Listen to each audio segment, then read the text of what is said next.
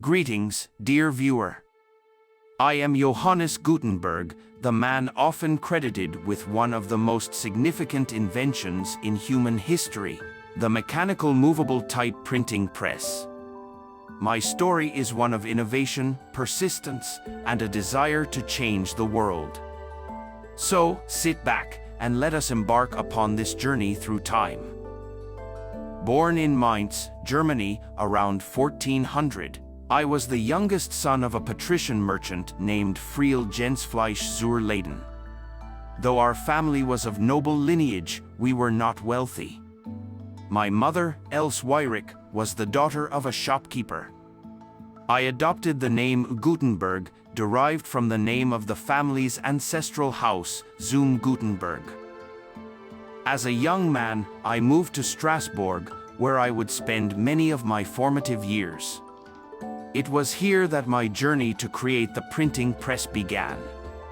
I was trained as a goldsmith, a craft that equipped me with the technical skills I would later use to revolutionize the art of printing. In Strasbourg, I became part of a guild of craftsmen and engaged in various entrepreneurial activities. However, it was a secret project, referred to in legal documents as the Aventer und Kunst, Adventure and Art, that consumed much of my time and resources.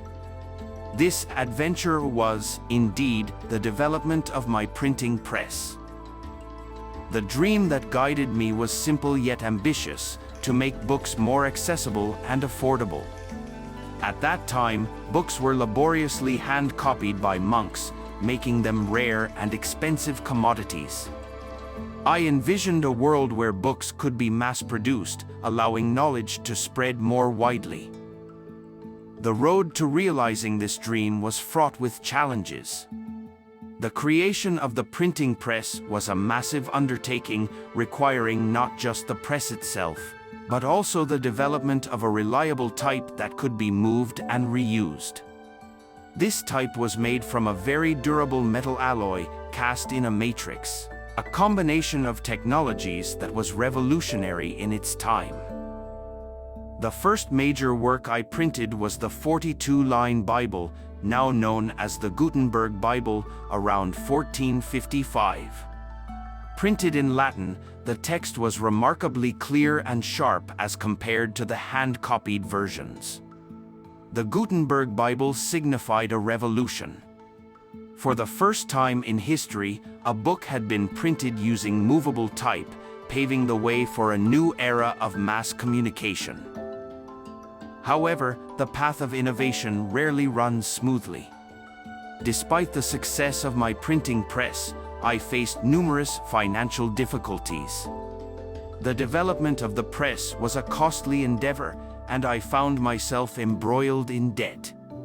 In 1455, Johann Fust, a man who had lent me a significant amount of money, took me to court for defaulting on my loan. The court ruled in favor of Fust, and I suffered a great loss. Fust took over my printing workshop and began to produce copies of the 42-line Bible. Despite my financial struggles and loss of my workshop, the significance of my invention had already made its mark on the world. After the trial, I returned to Mainz, where I lived the rest of my days. Despite my personal financial struggles, I continued to innovate and improve upon my printing technology.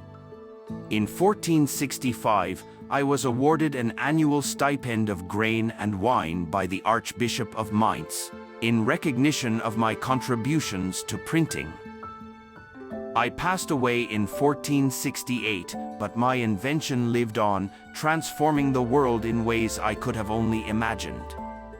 The printing press democratized knowledge, making books accessible to a wider audience.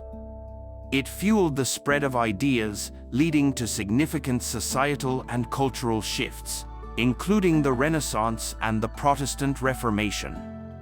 It laid the foundation for the modern world of mass communication and information dissemination. The story of my life is the story of a vision to unlock the gates of knowledge and make it accessible to all. It is a story of resilience in the face of hardship and a testament to the transformative power of innovation. Dear viewer, as you listen to my tale, remember this: the power to change the world does not rest in the hands of the few, but in the hands of the many. Every one of us has the potential to bring about change, to drive progress, to make a difference. In my time, I was just a humble craftsman with a big dream. I dared to imagine a world where knowledge could be widespread, not confined to the privileged few. I dared to challenge the status quo, to dream big and turn that dream into reality. I faced setbacks and disappointments, but I never lost sight of my vision. The printing press, my life's work, was more than just a machine. It was a catalyst for change, a tool that helped shape the world as we know it today. It was my gift to mankind, a gift that continues to inspire, educate, and enlighten. As I take my leave, I urge you to reflect upon my journey. Embrace the spirit of innovation. Harness the power of your dreams. Do not fear failure, for it is but a stepping stone to success. And above all, never underestimate your potential to make a difference. Even after all these years, the echoes of my movable type press continue to resonate.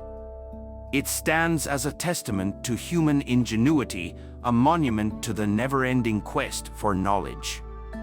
And as long as there are stories to be told, ideas to be shared, and knowledge to be gained, the spirit of Johannes Gutenberg, the spirit of the printing press, will continue to live on. Thank you, dear viewer, for lending me your ears and your time. Remember always that the power of change lies within you. As I once transformed the world with my movable type, so too can you leave your mark on this world.